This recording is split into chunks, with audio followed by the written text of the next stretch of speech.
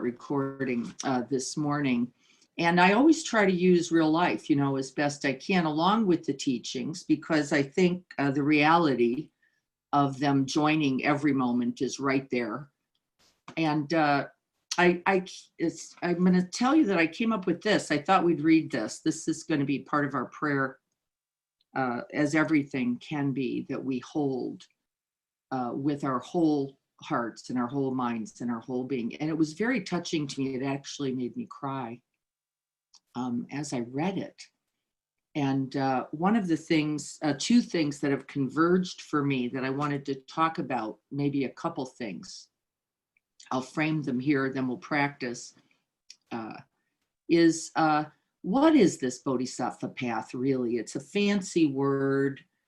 Most people don't really understand, as I don't, the depth and breadth of its meaning. We can mistake it as being of a tradition. That scares me a lot. Like it's for those people, but not these people. Oh, the Buddhists get that the thing, but the real people, rest of the world doesn't get it. It's not true.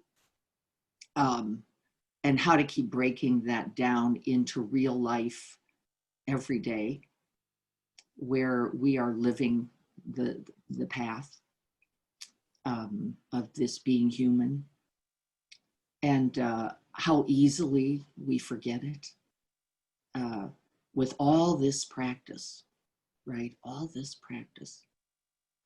I'll just use myself as an example. Lots of years, right?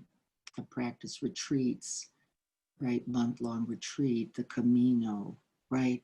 Deep practice. I'm sitting at the kitchen table yesterday, and my father-in-law, who's now going to be with us 3 years in December, is sitting at the table eating, as he does almost every morning, an orange. And he's chewing on this orange in a way, every nerve in my body with each chew. His loose dentures, they don't really fit anymore. I feel claustrophobic and can feel right there, tiny moment, right? Nothing. Right? Nobody can tell, maybe, right? But what happens is I recognize how easy it is to become closed in the face of little simple moments like this. And I thought, wow, even with all the commitment, the daily intention making, the practice, how easy it is in one small moment disconnect from the whole. And I thought, what, is beautiful. That I could feel for my own suffering and the suffering of my father-in-law, who did or did not perceive it, doesn't matter, right? But how to use then that, how to use this crystalline moment of awareness to awaken, right? And what I realized is that I probably legitimately, for just a moment, needed a break. I needed to be where I could regain my equanimity, get back into my body, remember that I am wholeheartedly in support and love of my father-in-law and his being here, but that I also needed to be resourced right then. I had a busy day, maybe too much happening, which is all on me, by the way. And I just took a moment outside and breathed and looked at the sky, and remembered that this too, even this contraction, this heart collapse is an essential part of the path. Because if we cannot see them, they go from that moment to another, to a greater acting out, and then another. and then another. And these are the seeds of reactivity, of aggression, of harm, that when we don't recognize them, grow. Because there are the conditions of our preferences, of our wanting and not wanting in this human mind to cultivate this kind of distress for all of us. And then, of course, perfectly, as it always is, someone sends me this little article, which we'll read. And the article, some of you have gotten a look at it, and the article makes me cry, and it's right that it does. It makes me cry because I remember the truth of us. I remember how in small moments and then in larger moments, and then of course it's not truly measurable, right? But these little moments with an orange, or little moment or big moment here with Kashia, where she is confronting, and the picture is stunning. I wish I could have gotten it on here, but she literally falls onto this white supremacist to protect him from a crowd that is now starting to poke him aggressively with their placards as they are marching against the aggression of the white supremacists, right? This is a beautiful teaching. And so here's these, as all of us, good people, marching against aggression, who get to a place where they almost, they're pretty ready, and she was very clear about it, to do some serious harm to this individual. So I thought I'd just read the center part here, and I'll leave it up for you. But that's the situation. As the people began to shout, "Kill the Nazi," the high school student, fearing the mob mentality had taken over, decided to act. Thomas threw herself on top of one of the men she had come to protest, protecting him from the blows, and told the crowd that you can't beat goodness into a person. In discussing her motivation for this courageous act after the event, she stated, "Someone had to step out of the pack and say, 'This isn't right.' I knew what it was like to be hurt. The many times that had happened, I wished someone would have stood up for me. Violence is violence. Nobody deserves to be hurt, especially not for an idea." And here we are. Here we are. In the last several days, I get to see clients on the patio. Many people have been in talking about their distress in the world, and talking about their fear that the wrong things will be happening. And actually with some glee, possibly, some righteousness, certainly, explaining to me and to them how they then told someone off, or got in someone's face, or posted what assholes, I think the new word is mask holes, what mask holes everyone was who weren't wearing masks.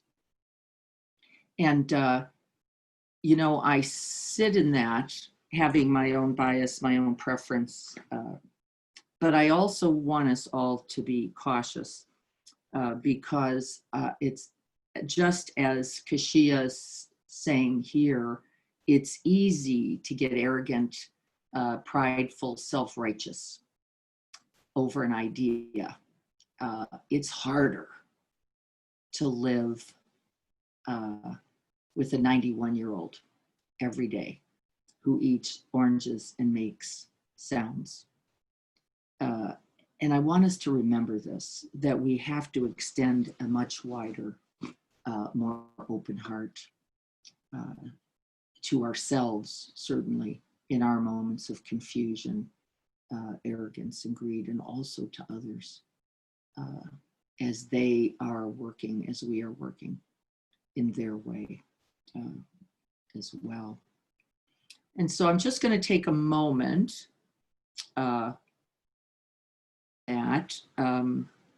again, I'll leave that up for another minute. But today I wanted to talk about, and even the slogan that I have worked with most of my practice life, right intention, right motivation, right view, you could say, right thought. We can put many of the noble Eightfold Path words in there. Leads to right effort, which then leads to right result. And I want to talk about the slogan today and how it might be true and not true for you.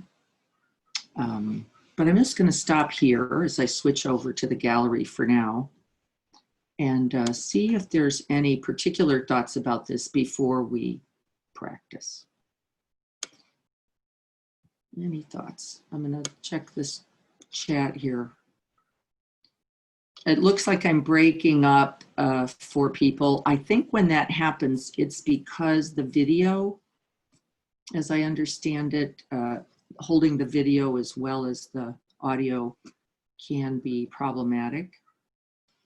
Yeah, I think the best we do is then come off of the video as best we can. There's nothing that I can offer other than to recognize that that happens too. Thank you, though. So checking in. Anything anybody wants to say about this before we practice? We're only going to take a minute here. This is not our discussion.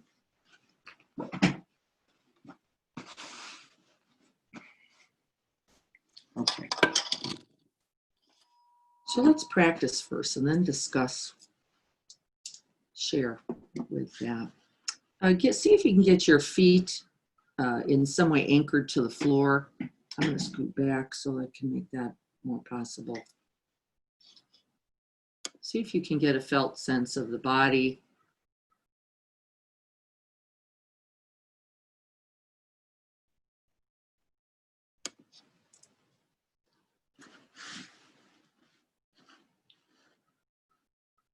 And we're just going to take a moment to begin to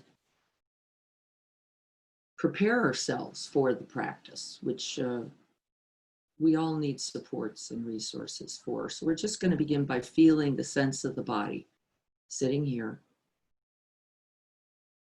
And then taking a few extra large, long, deep breaths as you will, as works best for you.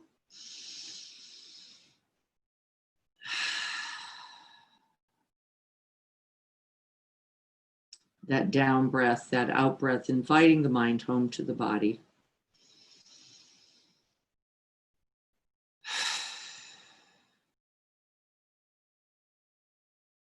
Beginning to incline the mind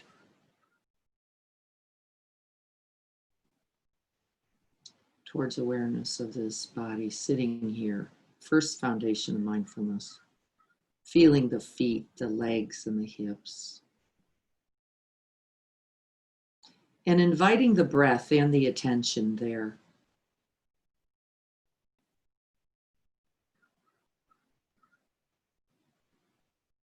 And along with the breath and the attention, we begin to cultivate, even right here in this first few moments, qualities of inquiry, of openness, of curiosity.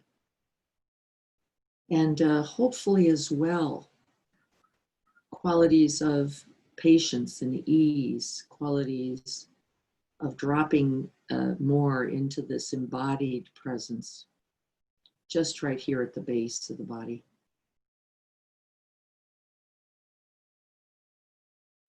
And then we begin to let the body reconnect, to reintegrate the body. We stay so disconnected, head somewhere, heart somewhere else, legs and arms flailing about. See if we can drop into the felt sense of the base. A light touch here. And then beginning when you're ready to gather the attention at the base of the spine and breathe up the spine. Feeling the sense of uplift, of rising, of expanding with the in-breath. We're refamiliarizing.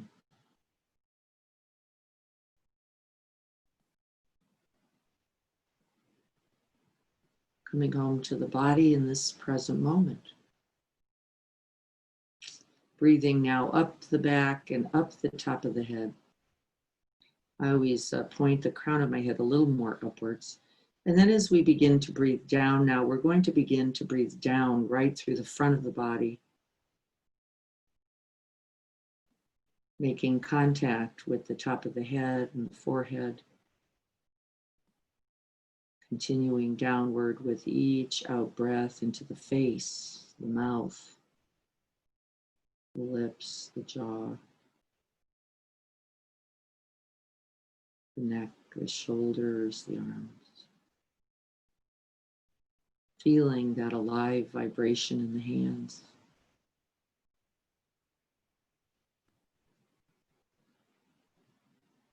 Continuing down then beyond the shoulders into the chest.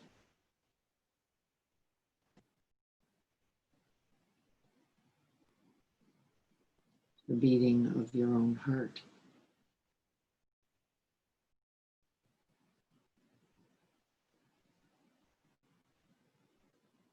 And if this causes you any distress, it can be activating. Both the breath and the heartbeat can be activating for people with anxiety. See if you can't just picture the sense of the whole body breathing. Every pore, every cell, every muscle, every hair, a piece of the lungs. Dropping into the breathscape and resting the attention there. Noticing where the breath feels alive, where it feels accessible. And for me, it's slightly different on different days. Today, it's a little up, a little more resting right there. Almost it feels completely between the heart and the belly. The solar plexus, the diaphragm. Really, the part isn't the point. The contact, the felt sense. And then remembering our threefold aspirations that whatever we're doing in this practice, however we got here, however we came to be a part of this precious human life, accorded to few, can we at least not contribute to suffering, to harm, to aggressions, to ill will, to enmity?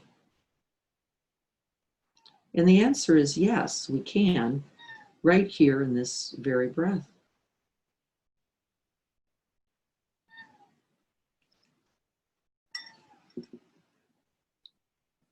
I'm going to take a moment. I've been joined by my neighbor, Kitty, which is lovely. But if I leave the door open,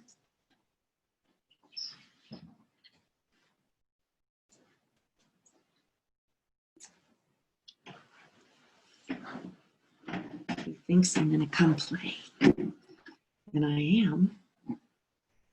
But just like this.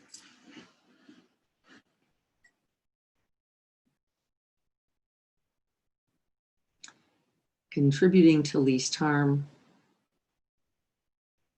and to the extent that that is possible, beginning with oneself, may we contribute to the good, to the benefit, to be a contribution.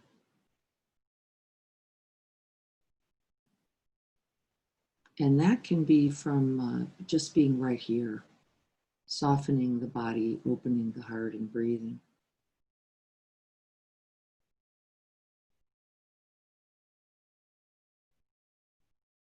And then we take some breaths, not only for ourselves sitting here, not only for each other, but for the kitty, for all beings,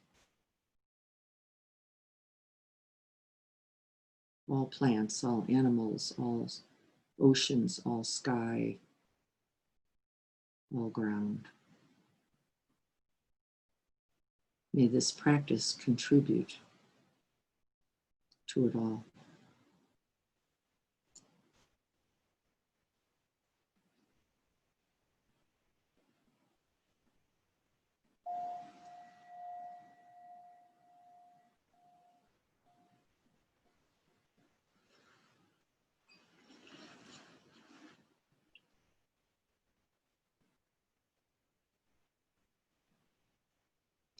And so we allow the mind to continue to settle into the body, that physical felt sense of the breathing, present, alive body.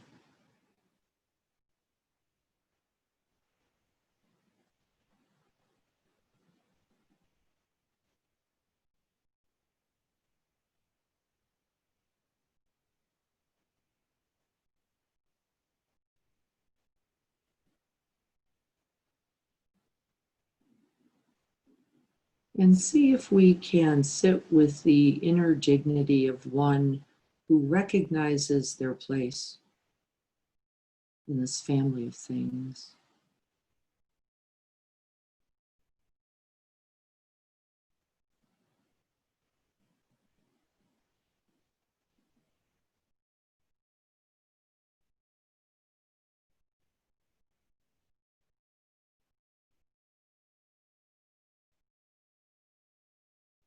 And in these first few moments of the practice, we transition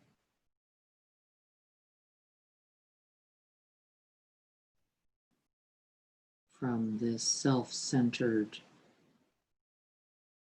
habit mind into the open, spacious mind of breath, of body, and awareness itself. We use the anchor of the breath and body,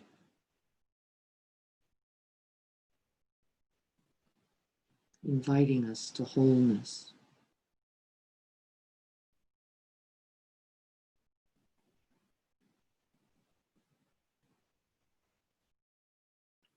Each part of the in-breath and each part of the out-breath, pointing towards that wholeness.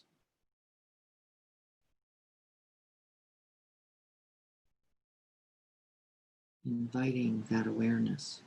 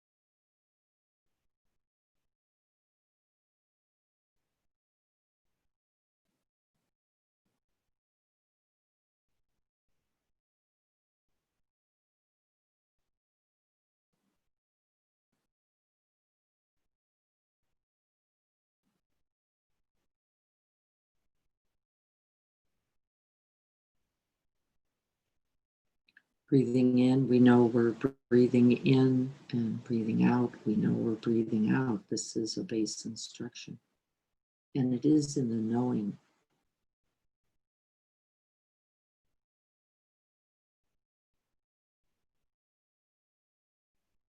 And it's not just knowing with one's cognition, it's actually joining, marrying these aspects of our being, the very physical felt sensed body, the mind, and we begin to even open wide the heart,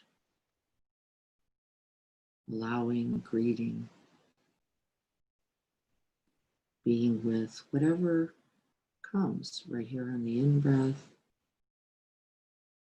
and the out-breath.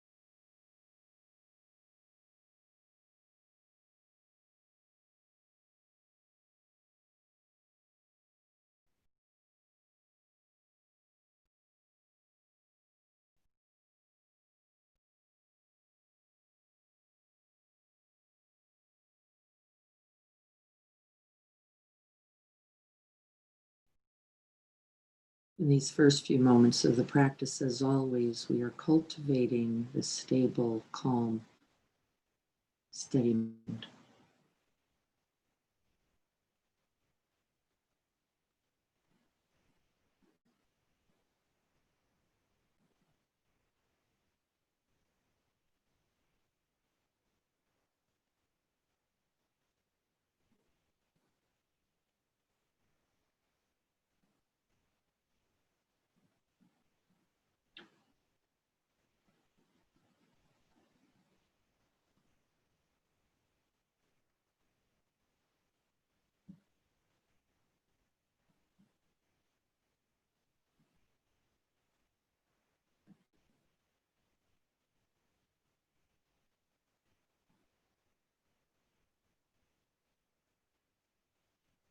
No matter where the mind goes, we don't judge, we are not harsh. This is the beginning of our practice in non reactivity and non aggression right here. We simply invite the mind, one's attention home to the body breath.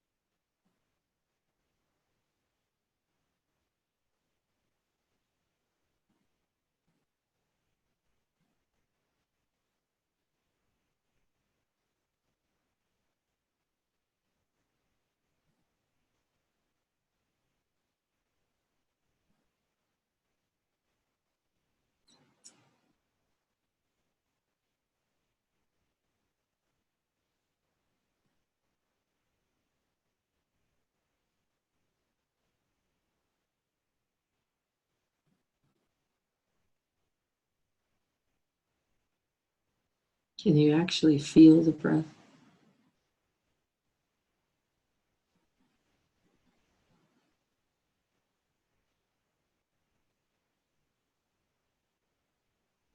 See if you can completely join the experience, not looking down on or thinking about, but being completely present and merged with the breath.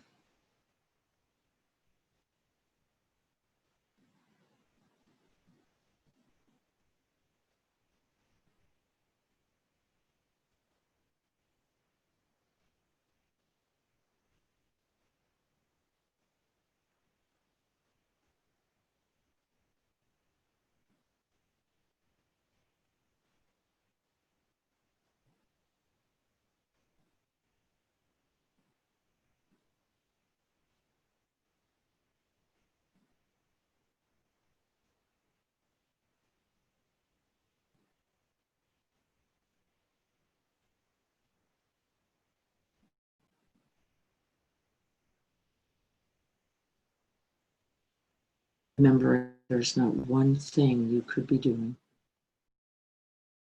that could be greater than coming home to this body, this breath,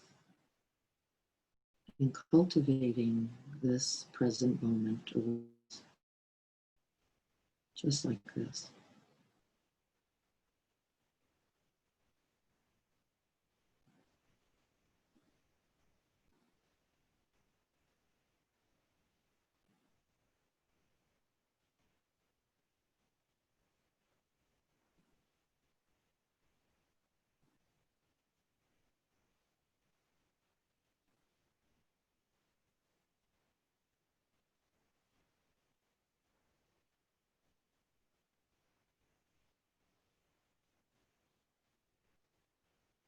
And in our stillness and in our growing sense of stability, we can begin slowly to hold a greater space for whatever else arises, both externally and internally.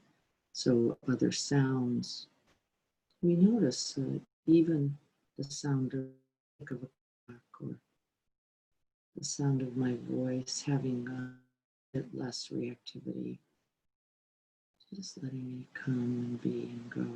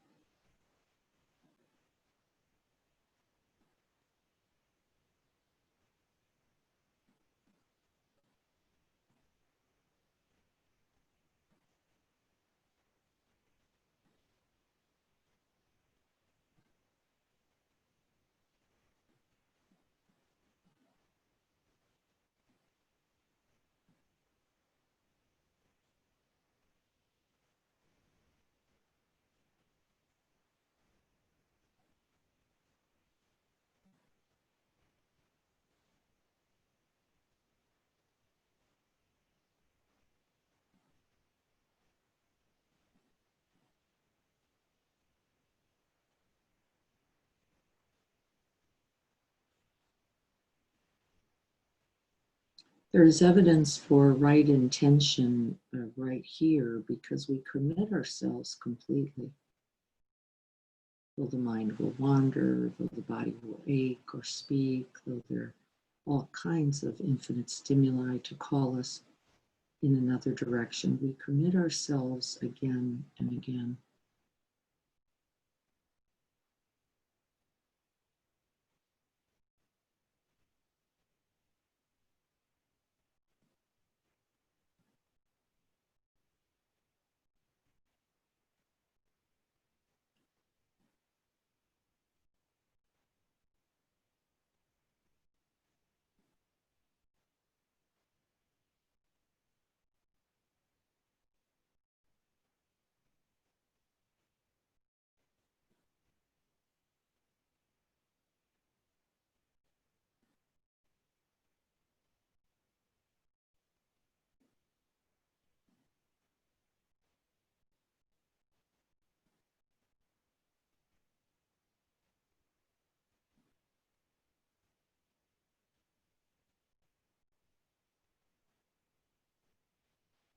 We begin to surrender and let go of thoughts and ideas being the truth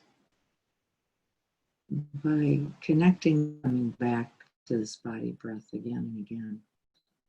We're transitioning from thinking about to being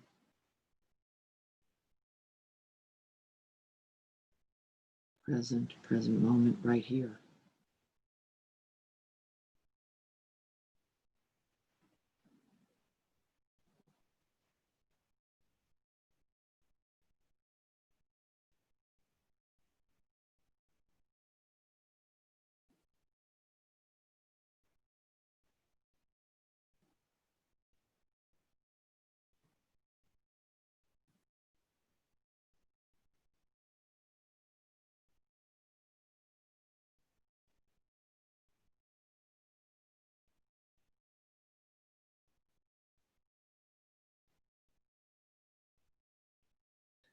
Climbing back into the body breath by breath.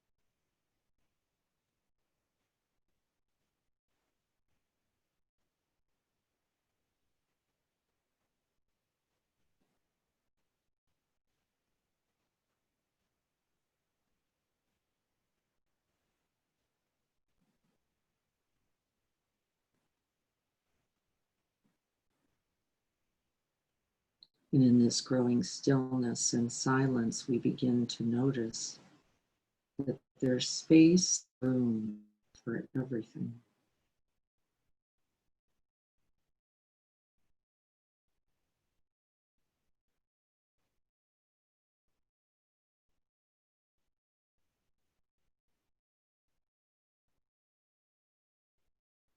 We don't reject it, we don't push it away, we simply recognize and return.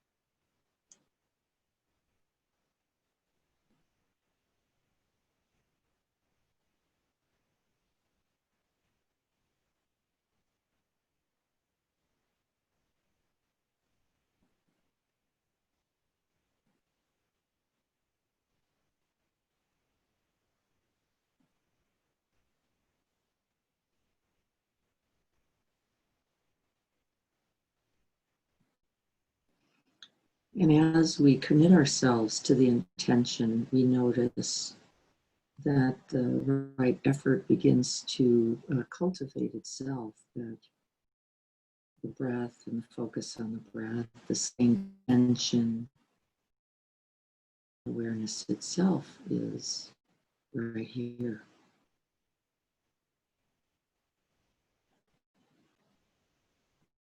And with the momentum, more is possible.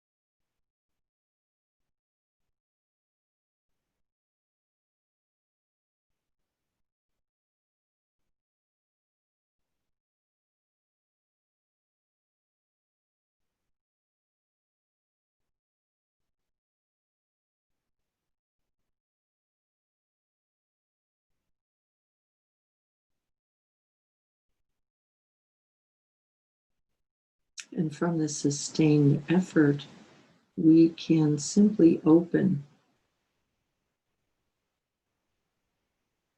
to the infinite sense of right result. You cannot even know all the benefits that this stable, calm, and present mind will invite. We simply trust and open. And I can even, as I am practicing here with you, I can even see the beginning flicker of a thought. And I can even decide not right now. Right back to the experience and felt sense.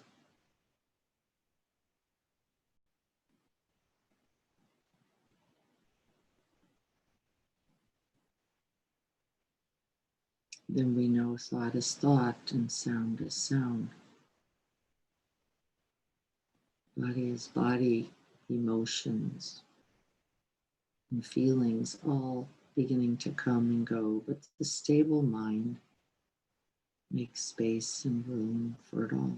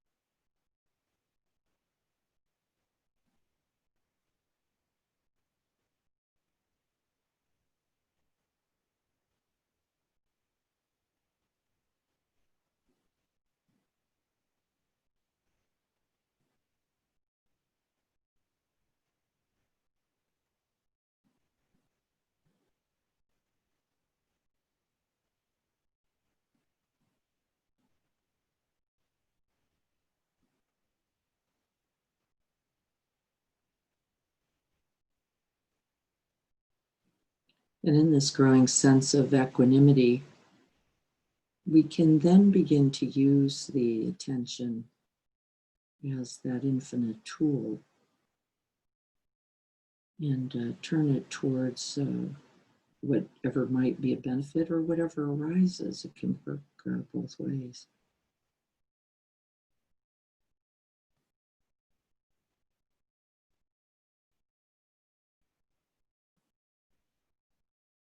As the old habits begin to fall away, as the preferences and the biases are seen, but we're not led by them.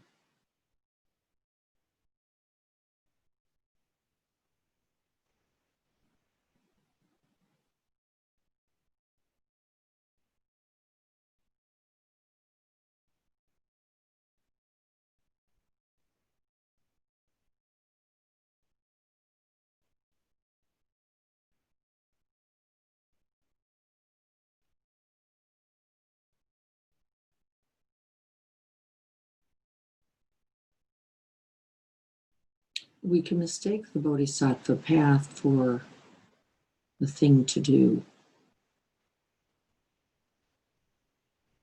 And it would be completely mistaken. It is a way of being,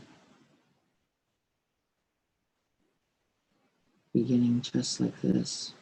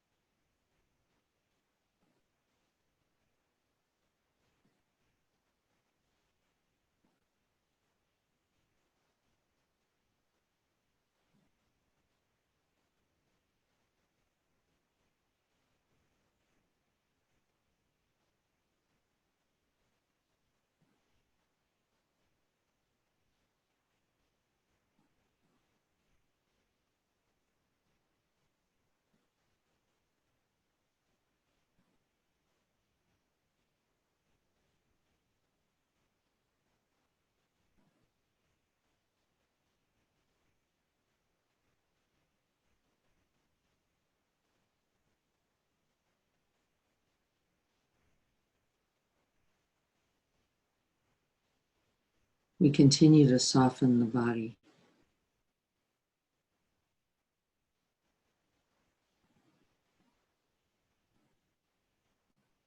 So that the cultivated and sustained attention and the awareness that is its result can simply infuse the body, mind, heart, the whole being.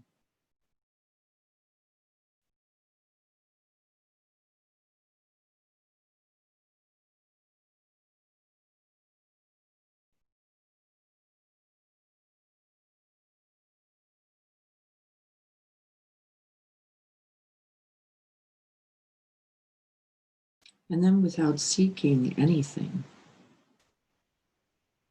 we can feel the sense of this Buddha body sitting here.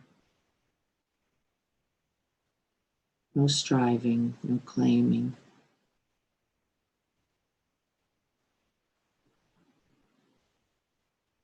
Qualities of calm and stillness, open space, open heart pervading.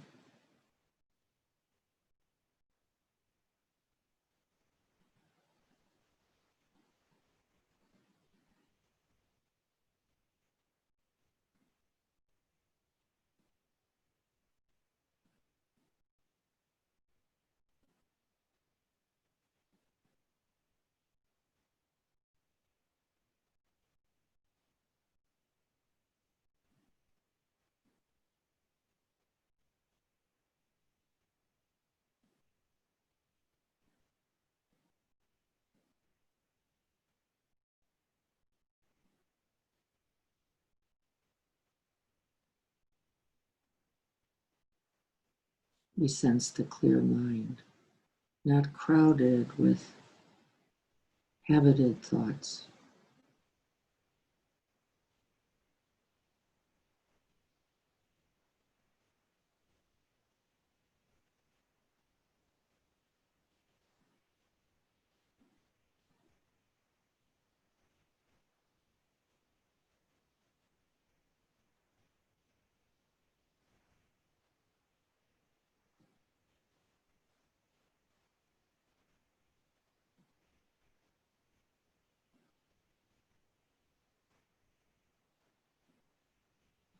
And we can begin to check into the heart space. We can actually now, in the stability and equanimity, this calm, open space, we can begin to breathe right into our heart space.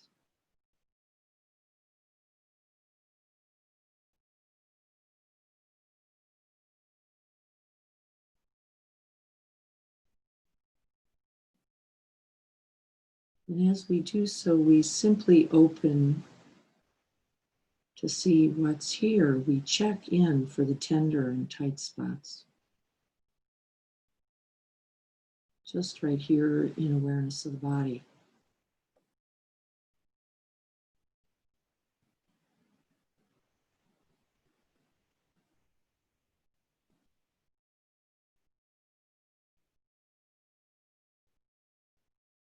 We're not trying to make something happen, and we're not trying to get rid of anything.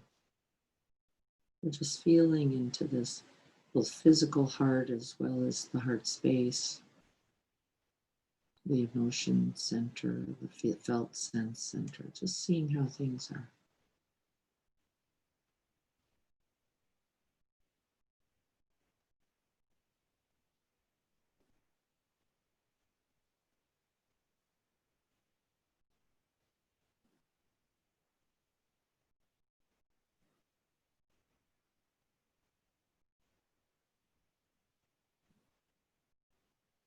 And if the experience is neutral, we simply let it be.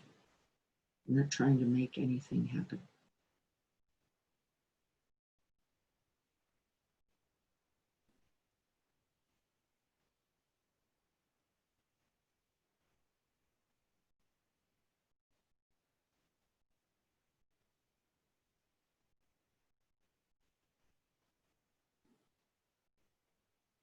Maybe a sense of light pressure, contraction, of hanging, maybe a numbness, a block, a sense of weightedness or pressure, or vibration, tingling, whatever is here.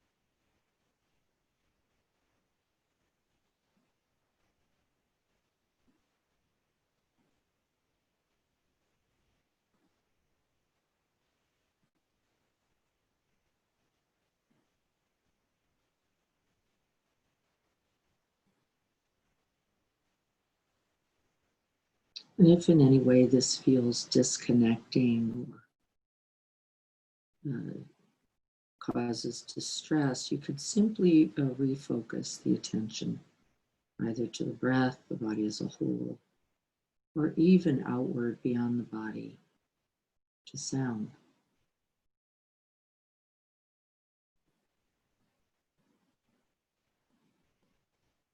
But if you can make contact with that tight or tender spot, see if you can simply hold it gently, lightly, create a space and room. And we can ask, what is this sensation trying to tell me? We invite the inquiry, not the answer.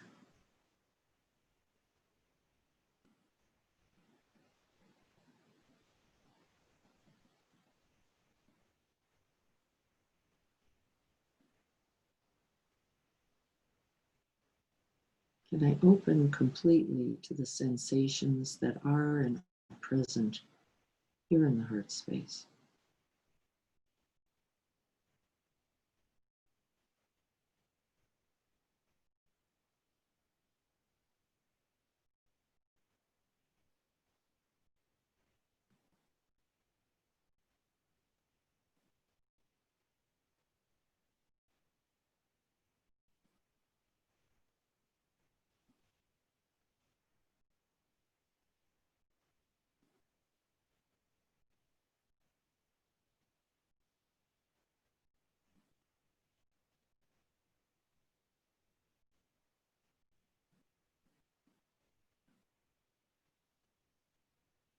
And if you get caught up in a storyline, if you get caught up in thoughts about feelings or not feelings, this is not the practice. So we simply recognize that that's happening.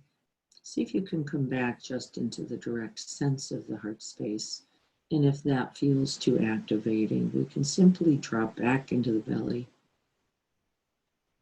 Drop back into the whole body, stabilizing once again there. So this is the training.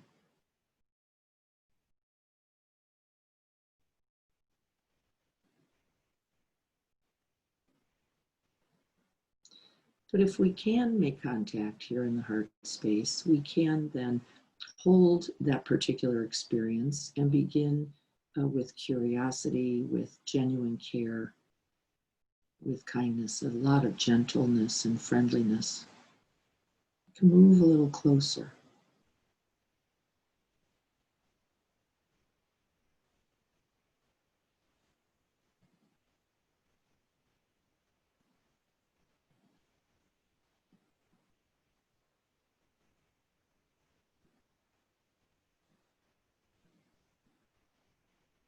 What is this sensation?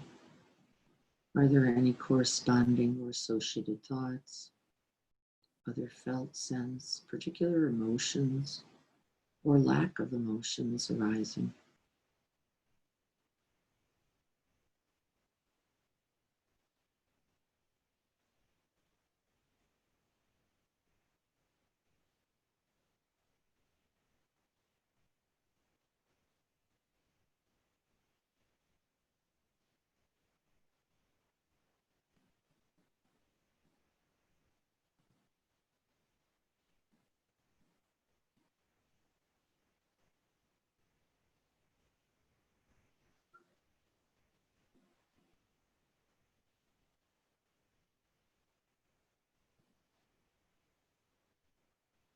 Sometimes when we point at a particular area of the body, other parts of the body speak, and that's just as interesting or curious. And so here I am breathing into the heart, and I can feel a little pressure in my shoulders. And I'm not making anything out of that. I don't have a story about it, just noticing.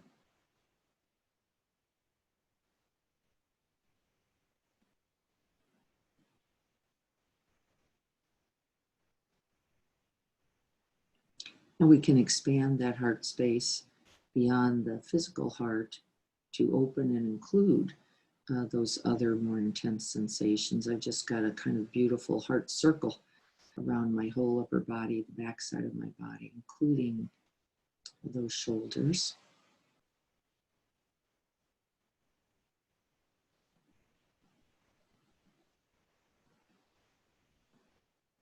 And just continuing to check in.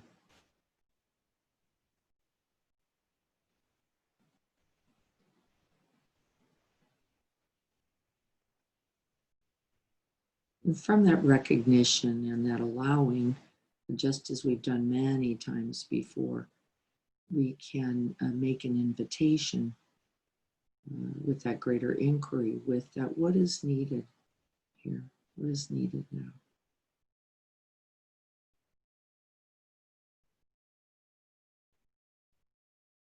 Just right here, this very moment in this body.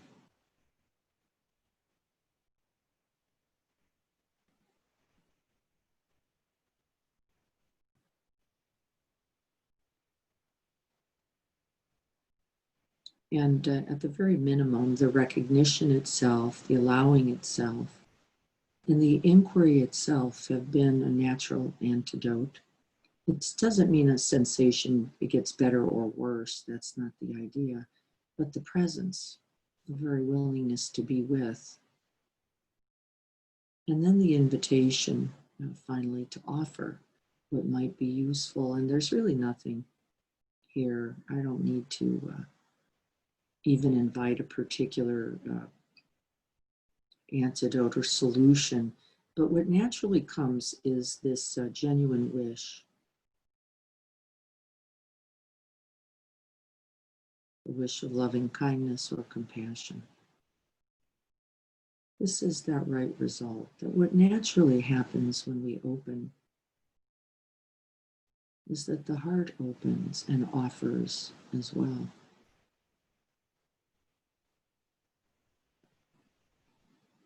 Whether that's that phrase, may these shoulders be well, whether that's a visualization of a gentle warmth or massage of the shoulders, whether that's just holding the shoulders in kind attention.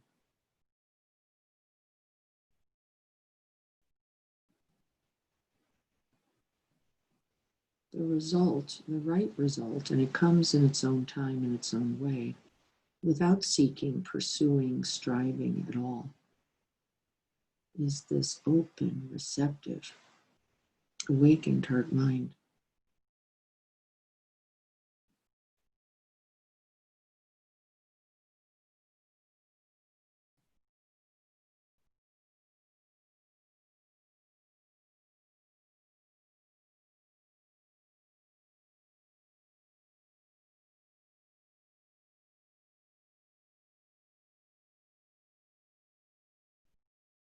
And sensations shift, and right, we invite the same, the recognition, the holding,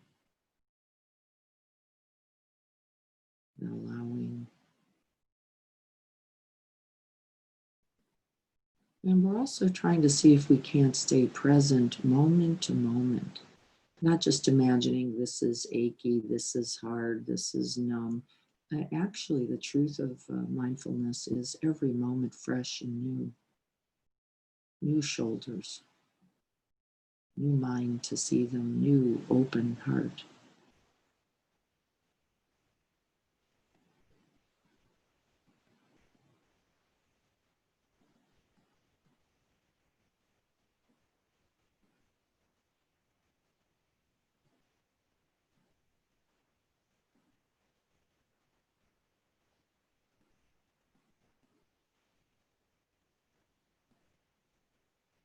And just as we've done this with the body, we can do this with thoughts and emotions as well.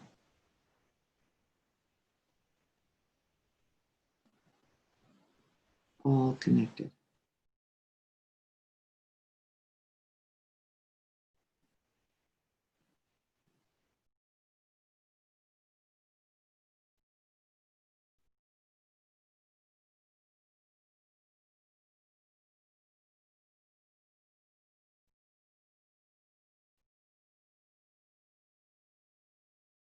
And then we can open to the whole body sitting here, holding the whole body.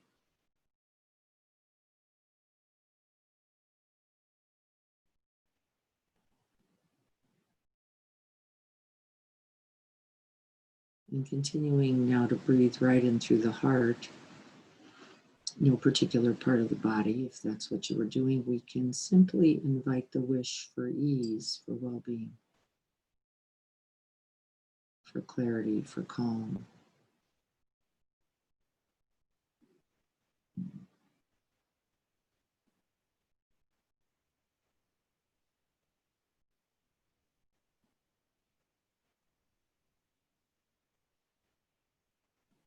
Feeling the effects of the practice in the whole body. Right result, whatever's here. You may notice a particular part of the body speaking to you, important to know.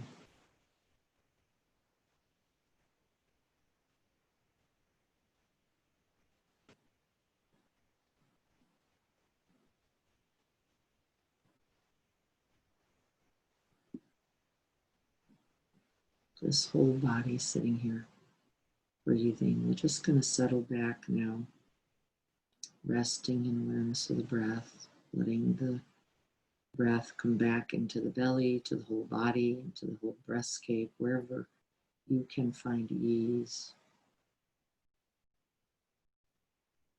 Reconnecting to the calm.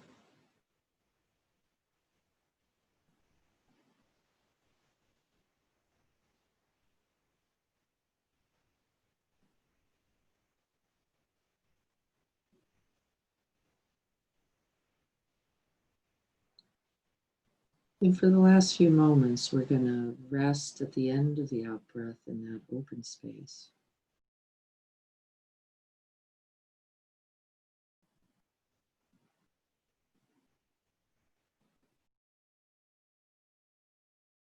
In that pervading stillness and silence.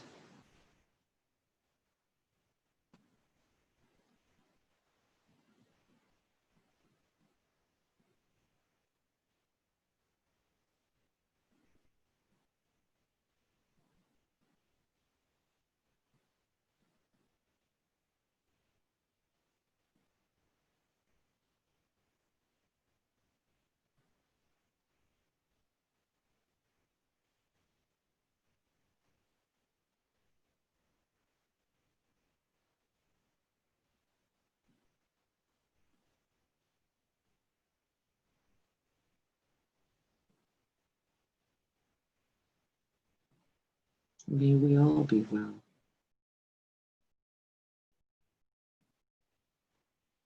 May all things be well.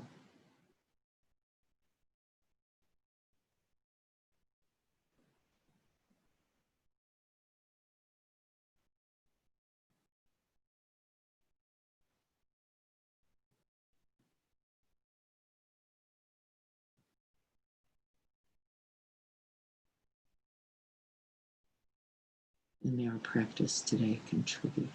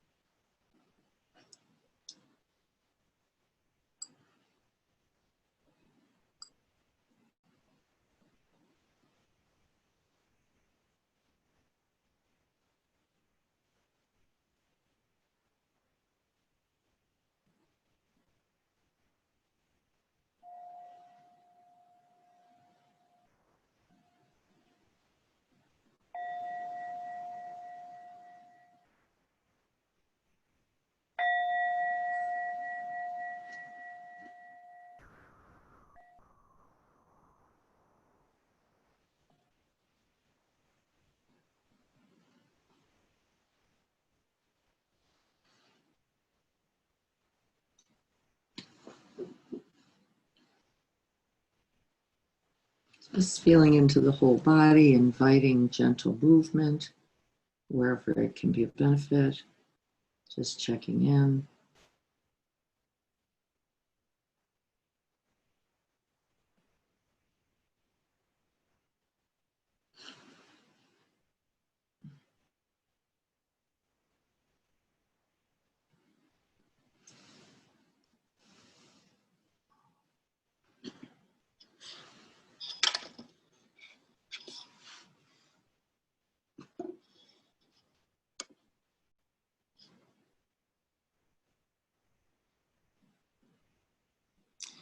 Yes, so I want to go right back to where we left off, which is right intention naturally in our resting, and it leads to right effort, leads to right result. And someone wrote, I think that could have been Mike or someone, results orienting. Yes, it isn't actually results orienting at all.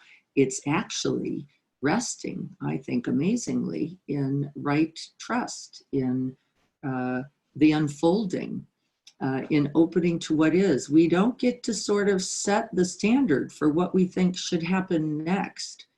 And often when we do, what I notice is that I'm disappointed, or I get hopeless or fatigued or fearful in that, well, it's not working. It's not working. We do this with practice, don't we? It's not going the way I wanted it to go. I wanted to get rid of something. I didn't want to feel it. So I agree.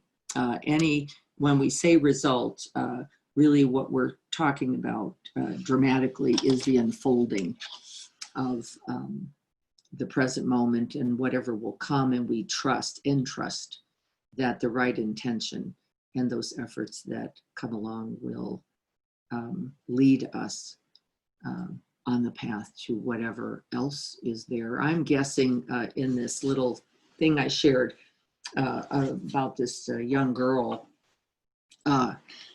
which that event happened, I was 18, or a long time ago, it was years ago. I'm guessing she didn't plan that. She didn't say, today I'm going to go out and save a white supremacist. I don't think that was the way that worked at all.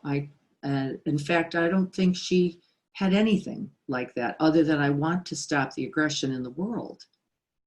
I think that she did. She went out to protest about that. And then because of that strong intention in that heart, there came a moment where there was nothing else to do. As my teacher says, you do what needs to be done then, and you don't imagine it before the moment you're in, because you couldn't know. Because had I thought about that, I probably wouldn't have gone to the protest. I'm going to need to save a white supremacist and jump on them and have an entire crowd. But I want to be careful also here that we don't mistake these big moments. That just happened to be one that was captured as the Bodhisattva path. They're the small moments when we recognize our own aggression and our own judgment over the way someone eats an orange. And that we can feel both for ourselves and then them, right? And actually act skillfully in that regard. And that skillfulness was to give myself a moment to collect myself and recognize my own lack of resource and where that was really coming from. And to say it's okay. I can take a moment for myself and gather and collect myself again, and then act skillfully, which that moment was itself. So I wanted to offer both of those because I think we can mistake the idea of practice, the path, doing the right thing, this even idea of right, in the phrase right intention leads to right effort, leading naturally to right result.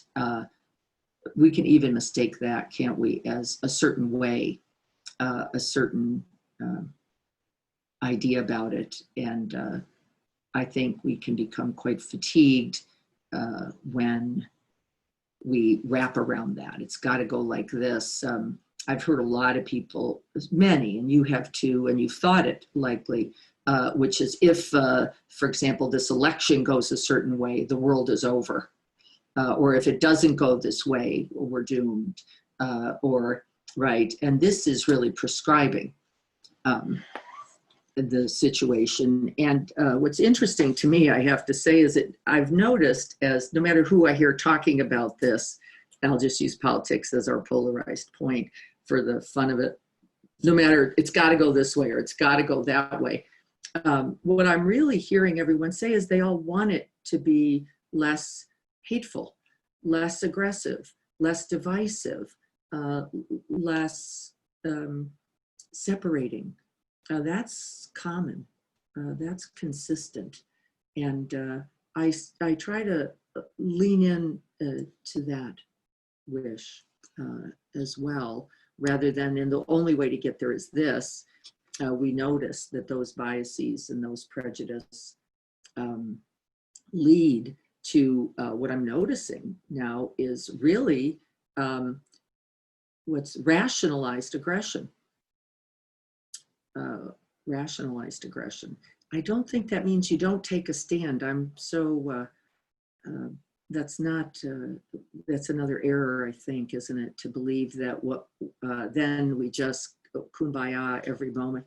I don't think so either. And neither do I think that the divisiveness will be of benefit.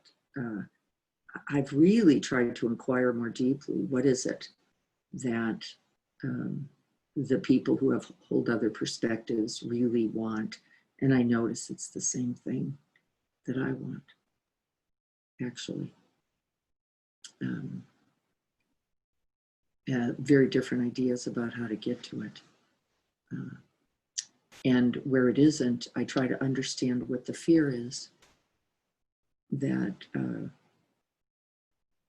is holding that aggression in place, right? Because that's required for aggression, the fear that I can't have enough, that if I share, someone in my family said, oh, so now if we share all this, then there won't be enough for me. And I understood the fear that came from that also. So I'm going to stop and let each of you talk about your sense of this with the particular thing. I like the statement, can we get out of specific result seeking and entrust the practice in the intention and in the right efforts, the good efforts that naturally will come with it, just like in this meditation practice today. So anybody have anything to say about that? We only have a few minutes. We did a long meditation on purpose. The grounding has felt very important.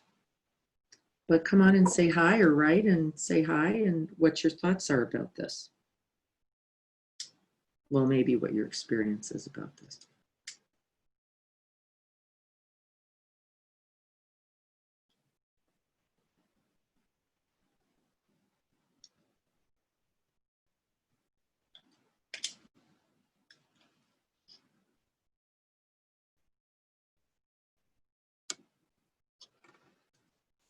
Where is the fear coming from? So where does fear come from? A perceived sense of lack, isn't it? Always. Some perception of lack, which then equals some threat, right? Like I can't have enough. If we start being equal, I actually heard someone say, oh, now everybody should make blank an hour, and now we got to give things over there and to these people. And the threat is what? That there will not be enough for me, right? And out of that, then we contract and act from that in a way that usually I notice creates a stronger sense of division Doesn't mean there's not right ways, wise ways, considerate ways to do everything. But I think we all have to be careful about this. It's got to be this way or that. So threat. And, you know, we have this very base level of threat, of course. We could talk about the biology of that, which we will in our retreat, because that can be traumatic when we really are abiding in fear for a length of time, believing that there is a threat, perceived or real, is actually not the point. The fact that it is experienced and perceived is the point. Jan saying, we did agree that it was sad that people are so far apart. Yes, no matter what our beliefs are, we agree, right? And I've recently been coming off of Facebook a lot. I don't do much on there anyway, but I've really been choosing not to participate because of the growing divide. You know, you say this and then you get the divide, and there's no really, no one's listening, everyone's speaking. So there's just a lot of shouting happening there. Staying connected to the shared intention and embodying that to others is one way to bring benefit, even if you don't know how it will go. Well, for certain, you don't know how it will go. But you can know that it is going to contribute something, right? Our own open-heartedness, our own clarity, our own calm. We don't know all the ways that it will have impact or result. In fact, the evidence is that you will never see completely the ripple effect, can you? You don't know what your one smile, how that in a day will impact potentially thousands of other beings. You couldn't know. And it's not the point. It's not the counting. It's that we know the impact to us of that smile, don't we? We know the impact of someone regarding us, seeing who we are, acknowledging us and our place in the world, I'll call it, how it impacts in positive ways. And so we don't have to go very far to figure out what the impact is, because we know what it is for us. When I see a homeless person, yes, sending them love, light, food, sending them health, sending them medicine, whatever we can do, and then how to act. Also, is there another, beyond the intention, beyond the good wishes, is there something else that we can do? And I've been asking myself that a lot lately, which is, what is the action to take? And is the action actionable? Because like compassion, that's actionable. Is there a way to act? And yes, Dennis, sending blessings, sending compassion is a beautiful seed planting necessary work, so that we can then say, how do I contribute, not only in this way, but in potentially other ways. And no one says, remember, we don't go to the result, like what's the thing to do? There's not one, there's a billion. You might make someone a meal. You might just remember that others are hungry and contribute to CRC or the food bank, or like we're doing. But it's very important to do. And that's a part of the path as well. And it's why I brought Kashia's article out, not because it is our job in every moment to act but yes, it is to hold another who's in suffering, to offer kindness to those in need, and even to those who are not in need, to offer that to oneself, as I did the other day when I recognized my own contraction and reactivity, so that I could right the ship of my way of being, the way I want to be in the world. The perfect moment is only one. That's right. We have to live in all the other moments. Yeah. What will they be like? We don't know. It's how to arrive into them, isn't it? How to really bring everything to the moment we're in without distraction is the work.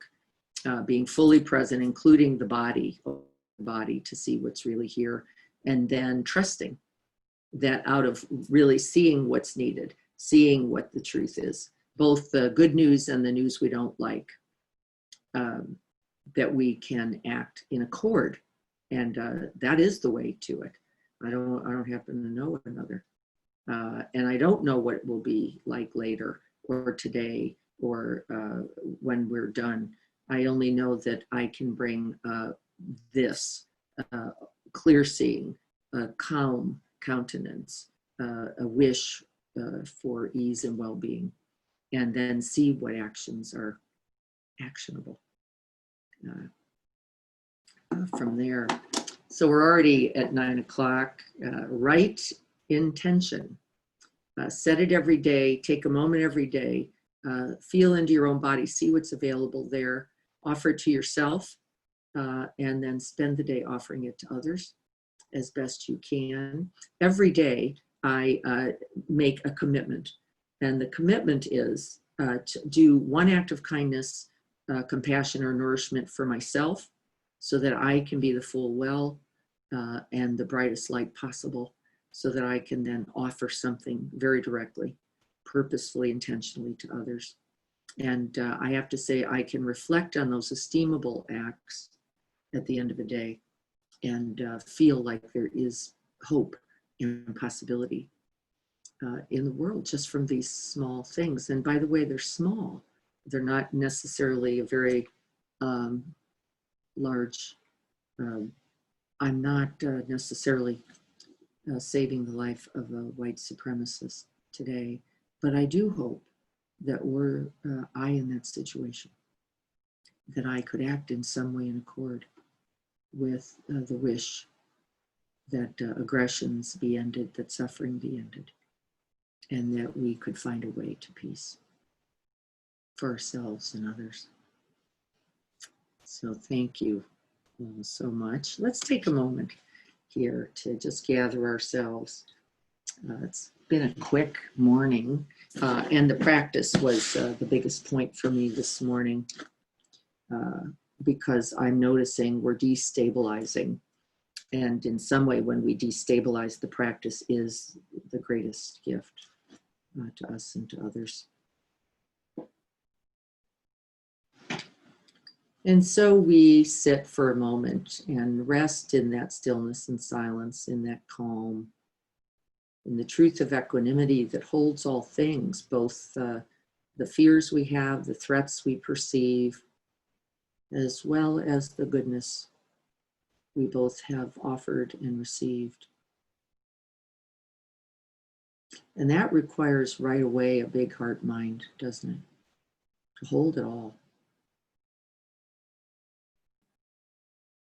And so we breathe right into that heart once again, just creating space and room for everything.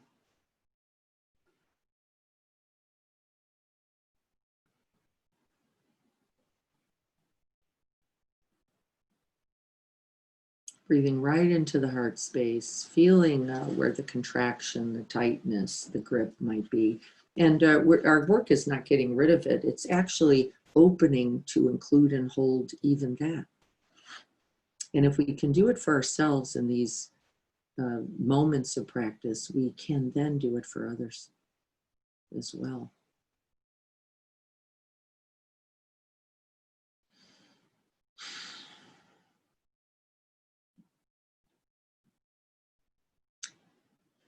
May we dedicate the merits, the blessings, and the benefits of this practice today and all practice throughout all time, coming from all directions and all traditions. May we gather in a heap this good and offer it to the end of suffering and the realization of true, abiding happiness and freedom.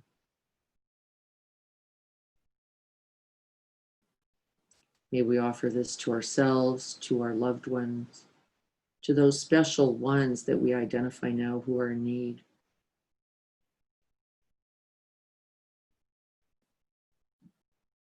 Calling them to mind, holding them in our hearts.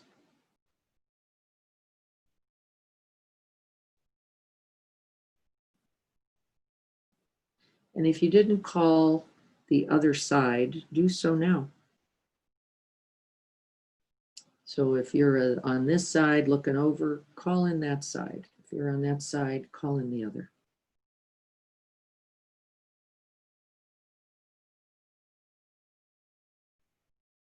And we include those who contribute every day by the work they do, the healthcare workers, the first responders, the mothers, the fathers, those who are caregiving, those who are needing care. May we send special blessings to all of them.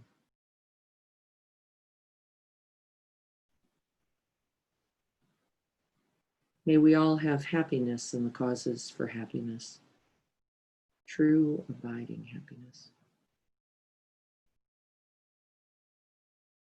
May we all be free from suffering and the causes of suffering.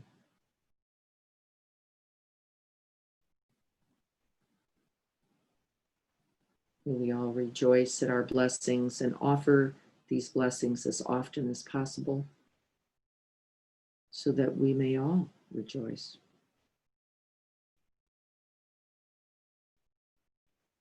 May we rest in the great, wide, open, spacious arms of equanimity, wisdom, compassion, free from all affliction, free from all aggression, free from all hatred.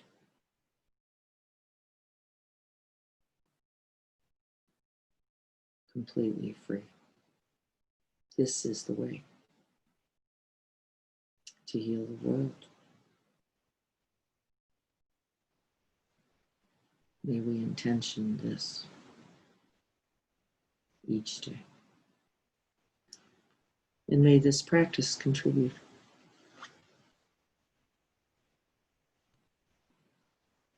So be it.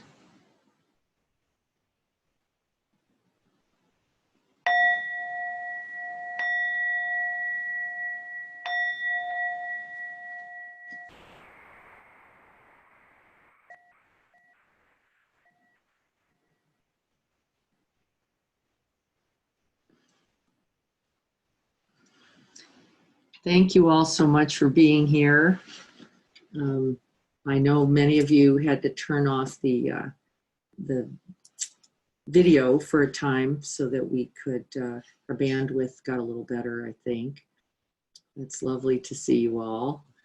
I hope you are all well, enjoying this day and looking for this idea of setting the intention and how it follows like an invisible thread. I have to say, I know myself throughout the day, and that I keep finding after I'm clear about the intention, ways in that I can realize that moment by moment, moment by moment. And so may we see the way to that effort, and also the benefit of the result that we could not plan or know.